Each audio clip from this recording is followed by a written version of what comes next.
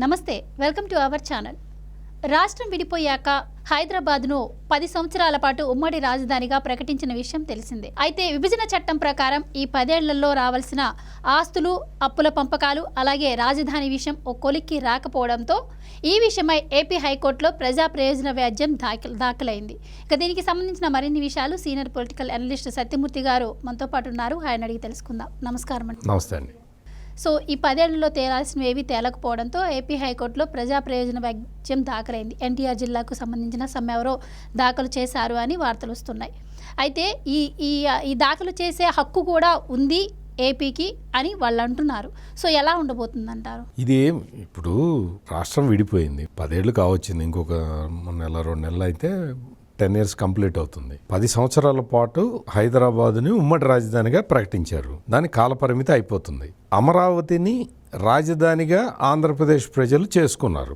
ఆంధ్రప్రదేశ్కి అమరావతి రాజధానిగా చంద్రబాబు నాయుడు ముఖ్యమంత్రి ఉన్నప్పుడు చేశారు. కేంద్రం గజెట్ నోటిఫికేషన్ అంతా ఇచ్చేసింది. ఆ తర్వాత జగన్మోహన్ రెడ్డి వచ్చిన తర్వాత ఆ అమరావతి రాజధాని మీద కొన్ని అనుమానాలు, కొన్ని భ్రమలు ప్రజలకి కల్పించి అది కేవలం అక్కడంతా కమ్మోళ్ళు మాత్రమే ఉంటారు అన్న ఒక దుష్ప్రచారాన్ని విస్తృతంగా చేసేసి అసలు అది అమరావతి కాదు కమ్మరావతి అని చెప్పి ఒక విష ప్రచారం చేసి ఆ తర్వాత అది మొత్తం ఎడారి, అది మొత్తం శ్మశానం అని చెప్పి వాళ్ళ మంత్రులు, వాళ్ళ నాయకులతోటి చెప్పించి ఆ తర్వాత దాన్ని అందులో ఇన్సైడర్ ట్రేడింగ్ జరిగింది అని చెప్పి ఒక అభూత కల్పన ఒకటి తీసుకొచ్చి ఈ విధంగా చేసి అమరావతిని కంప్లీట్గా కిల్ చేసే ప్రయత్నం చేశారు. అమరావతిని కిల్ చేసిన తర్వాత వాట్ నెక్స్ట్?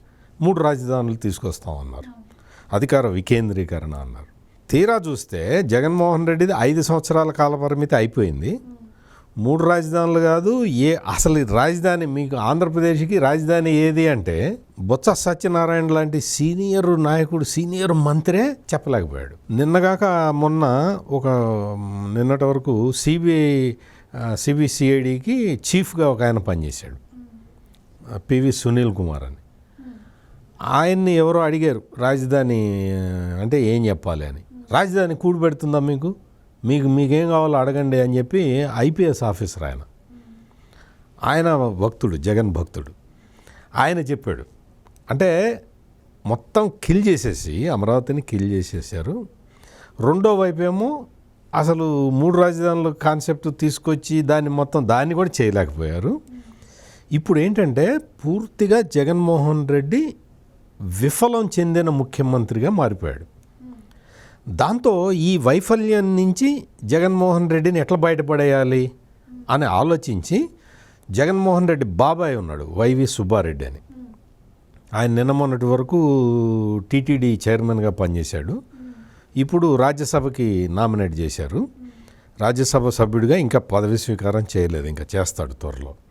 ఆయన ఏం చెప్పాడంటే జూన్ 2 తోటి ఉమ్మడి రాజధానిగా హైదరాబాదు గడువు ముగిసిపోతుంది, అట్లా కాదు, ఇంకా మాకు రాజధాని లేదు కాబట్టి మాకు ఇంకొక 5 సంవత్సరాలు 10 సంవత్సరాలు హైదరాబాదుని ఉమ్మడి రాజధానిగా చేయాలి అని చెప్పి వైవి సుబ్బారెడ్డి ఒక కొత్త విషయాన్ని బయటికి తీసుకొచ్చాడు. అంటే జగన్మోహన్ రెడ్డి వైఫల్యాన్ని మొత్తం రాష్ట్ర ప్రజలందరూ అర్థం చేసుకున్నారు. ఆ తర్వాత ఈ వైవి సుబ్బారెడ్డి ఈ మాట చెప్పడంతో ప్రజలందరూ కన్ఫర్మేషన్కి వచ్చారు, జగన్మోహన్ రెడ్డి మొత్తం విఫలం చెందాడు, రాష్ట్రానికి రాజధాని లేకుండా చేశాడు అని ఒక స్థిరమైన నిర్ణయానికి వచ్చేశారు. ఇప్పుడు వైవి సుబ్బారెడ్డి చెప్పిన దీంతో దాన్ని సపోర్ట్ చేసుకోవాలి కదా.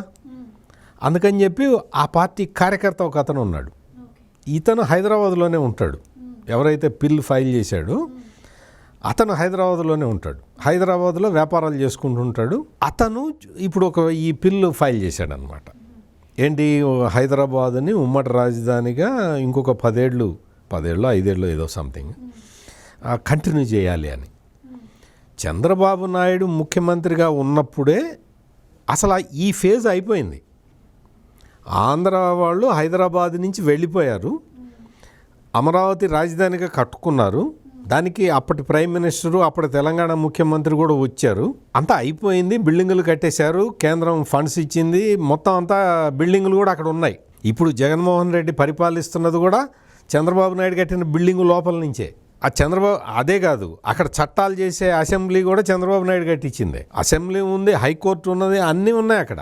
ఇప్పుడు మాకు రాజధాని, ఉమ్మడి రాజధాని హైదరాబాద్ కావాలని చెప్పి మళ్ళీ ఒక కొత్త ఆర్గ్యుమెంట్ తీసుకురావటం అనేది అది వైఎస్ఆర్ కాంగ్రెస్ పార్టీ దివాలా కోరుతనానికి నిదర్శనంగా ఉంది అని చెప్పి చాలామంది ప్రజలు అనుకుంటూ ఉన్నారు. అది సాధ్యమయ్యే విషయం కూడా కాదు. ఎందుకు అంటే హైదరాబాద్ నుంచి తరలి వెళ్ళిపోయారు, ఆంధ్ర వాళ్ళందరూ వెళ్ళిపోయారు, అక్కడ అమరావతిలో ఇచ్చేశారు, ఎంప్లాయీస్ అందరూ అక్కడికే వెళ్ళిపోయారు, ఇక్కడ హైదరాబాదులో ఎవరూ లేరు, అక్కడి నుంచి పరిపాలన సాగుతున్నది, మొత్తం అంతా ఓవర్ నైట్ తరలించుకొని వెళ్ళిపోయారు అక్కడికి. దాన్ని సరిగ్గా చేయడం చేతగాక విశాఖపట్నం రాజధాని అని కొన్నిసార్లు, కర్నూలు న్యాయ రాజధాని అని ఒకసారి, మొత్తం అమరావతిలో ఏమీ లేదని ఈ విధంగా చెప్పుకుంటూ 5 సంవత్సరాలు టైంపాస్ చేసేసాడు జగన్మోహన్ రెడ్డి. ఇప్పుడు హైదరాబాదు ఉమ్మడి రాజధానిగా ఇంకా కంటిన్యూ చేయాలి. విభజన హామీలు, విభజన చట్టంలో ఉన్న హామీలు అవన్నీ కూడా ఎప్పుడు నెరవేరుతాయి ఆంధ్రప్రదేశ్కి? తెలంగాణలో ఏంటంటే, తెలంగాణలో ఇప్పుడు సెక్రటేరియట్ ఉండేది, పాత సెక్రటేరియట్, ఇప్పుడు కొత్తది కాదు, పాత సెక్రటేరియట్. అందులో ఆంధ్రప్రదేశ్కి సంబంధించిన భవనాలు ఉండేవి. ఆంధ్రప్రదేశ్కి సంబంధించిన భవనాలని అవన్నీ చంద్రబాబు నాయుడు అట్లాగే ఉంచాడు. అమరావతి తరలి వెళ్ళిపోయినా కానీ అట్లాగే ఉంచుకున్నాడు. ఎందుకు? కారణం ఏంటి? తెలంగాణ నుంచి సెటిల్ కావాల్సిన విషయాలు చాలా ఉన్నాయి. అంటే విద్యుత్ బకాయిలు, ఇటువంటివన్నీ చాలా ఇష్యూస్ ఉన్నాయి. ఆ ఇష్యూస్ సెటిల్ చేయండి, ఇది వదిలేస్తానని చెప్పి చంద్రబాబు నాయుడు అప్పట్లో చెప్పాడు. అంటే రాష్ట్ర ప్రయోజనాన్ని కాపాడటానికి చంద్రబాబు నాయుడు టాప్ ప్రయారిటీ ఇచ్చాడు. కానీ చంద్రబాబు నాయుడు ఓడిపోయిన తర్వాత జగన్మోహన్ రెడ్డి ముఖ్యమంత్రి కాగానే వెంటనే వచ్చేసి బేషరతుగా ఇక్కడున్న సెక్రటేరియట్ భవనాలు ఇవన్నీ కూడా, మొత్తం ఆర్టీసీ ఆస్తులు అన్నీ కూడా మొత్తం కేసీఆర్కి దారాదత్తం చేసేసాడు. విద్యుత్ బకాయిలు రావాలి తెలంగాణ నుంచి, అవి అడగాలి కదా, అవి అడగలేదు. కొన్ని సంస్థల డివైడ్ చేయాలి, అవి అడిగాడా, అవి అడగలేదు. ఆస్తులు, తెలంగాణ ఆస్తులు అడగాలి, తెలంగాణ భూభాగంలో ఉన్న ఆస్తులు వాటి విషయాన్ని తేల్చుకోవాలి, అవి అడిగాడా, అవి అడగలేదు. ఈ తరహాలో మొత్తం హక్కులన్నీ వదిలేసింది జగన్మోహన్ రెడ్డి. అంటే కేసీఆర్ తోటి లాలూచి పడిపోయాడు. కేసీఆర్ తోటి లాలూచి పడిపోయి జగన్మోహన్ రెడ్డికి ఆస్తులు ఉన్నాయి హైదరాబాద్లో. ఇవన్నీ కాపాడుకోవాలన్న ఒక ఉద్దేశం తప్ప ఆంధ్రప్రదేశ్ రాష్ట్ర ప్రయోజనాలని కాపాడాలన్న ఉద్దేశం మరి ఆయనకేం ఎక్కడ కనపడలా. ఆంధ్రప్రదేశ్ ఆస్తులన్నీ ఇక్కడ వదిలేసేసాడు, కేసీఆర్కి దారాదత్తం చేసేసాడు. ఇప్పుడు ఈ విషయాన్ని బయటికి తీసుకొచ్చాడు. ఒకటి విద్యుత్ బకాయిల విషయం, 2 ఈ కామన్ క్యాపిటల్ విషయం. ఈ రెండింటినీ తీసుకొచ్చి తెలంగాణలో ఉన్న రేవంత్ రెడ్డి ప్రభుత్వాన్ని ఇరకాటంలో పెట్టాలి అని కేసీఆర్ డైరెక్షన్లో జగన్మోహన్ రెడ్డి చేస్తున్న పనులు ఇవన్నీ.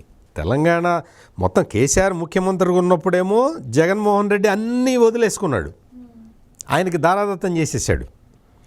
ఇప్పుడు రేవంత్ రెడ్డి ముఖ్యమంత్రి అయ్యాడు. రేవంత్ రెడ్డిని ఇరకాటంలో పెట్టాలి, రేవంత్ రెడ్డిని ఒక కార్నర్కి తొయ్యాలి అని చెప్పి జగన్మోహన్ రెడ్డి అక్కడ ఆలోచన చేసి ఈ కామన్ క్యాపిటల్ విషయాన్ని బయటకు తీసుకురావడం. విద్యుత్ బకాయిల మీద ఈ గత 2 నెలల్లో 2 సార్లు లెటర్ రాశాడు జగన్మోహన్ రెడ్డి కేంద్రానికి, మా బకాయిలు తెలంగాణ నుంచి మాకు ఇప్పించండి అని. నీకు అప్పుడు కేసీఆర్ ముఖ్యమంత్రిగా ఉన్నప్పుడు ఈ బకాయిలు తెలీదా నీకు? ఈ బకాయిలు నీవు ఒక్కసారని అడిగావా? కోర్టులో కేసేస్తే, తెలంగాణ ప్రభుత్వం కోర్టులో కేసేస్తే నువ్వు అదేంటి కేసీఆర్ అట్లేస్తావు, నేను అన్నదమ్ములం కదా, మరి నువ్వు ఆపాలి కదా, కేసు వేయకుండా నా డబ్బులు నాకు ఇచ్చేయాలి కదా అని అడగాలి కదా. అవును. అటువంటివి ఏవి అడగకుండా ఇప్పుడు తెలంగాణలో గవర్నమెంట్ మారింది కాబట్టి జగన్మోహన్ రెడ్డికి ఇష్టం లేని రేవంత్ రెడ్డి తెలంగాణకి ముఖ్యమంత్రిగా అయ్యాడు కాబట్టి రేవంత్ రెడ్డిని ఇరకాటంలో పెడదామని జగన్మోహన్ రెడ్డి వేసిన ప్లాన్ ఇది. Right. Thank you so much అండి. Thank you.